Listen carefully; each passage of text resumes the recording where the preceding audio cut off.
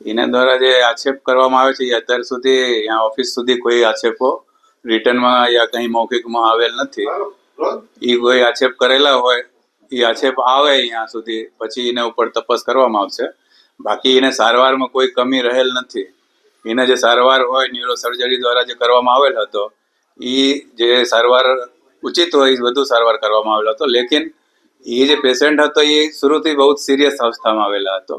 Road traffic એક્સિડન્ટનો patient, હેડ injury હતો અને એને ઈજાનું કારણે જે તકલીફ હતી એને બધી સારવાર સમયસર કરવામાં આવેલ હતો. તેમ છતાં એને છે તબિયત કભી સારી કભી બિગડતી હતી વચ્ચે વચ્ચે. અને એ સારવાર દરમિયાન જે એને છે ને સભી સારવાર કરવા તેમ છતાં એને મરણ પામેલ હતો. ના એના વિષયમાં કોઈ માહિતી નથી કે સારવારમાં કોઈ, કારણ કે સારવાર જે છે ઇમરજન્સી સેવા ચાલુ જ હતી અને કોઈ પ્રકારનો આઈસીયુ સેવા બંધ કરવામાં આવેલ નહીં હતી.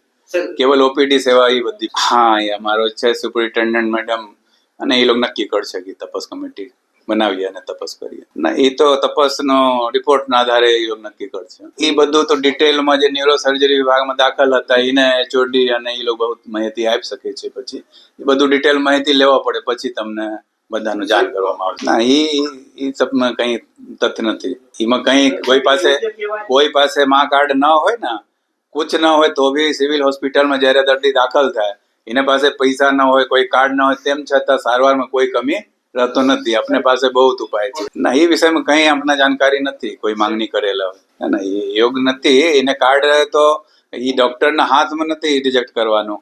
એ તો છે ગાંધીનગરથી કાર્ડનું જે બધી વ્યવસ્થા છે ઉપલા લેવલથી થાય છે.